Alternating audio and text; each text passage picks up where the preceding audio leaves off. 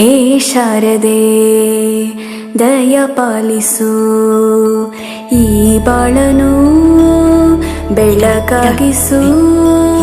ಹೇ ಶಾರದೆ ದಯ ಪಾಲಿಸು, ಈ ಬಾಳನು ಬೆಳಕಾಗಿಸು.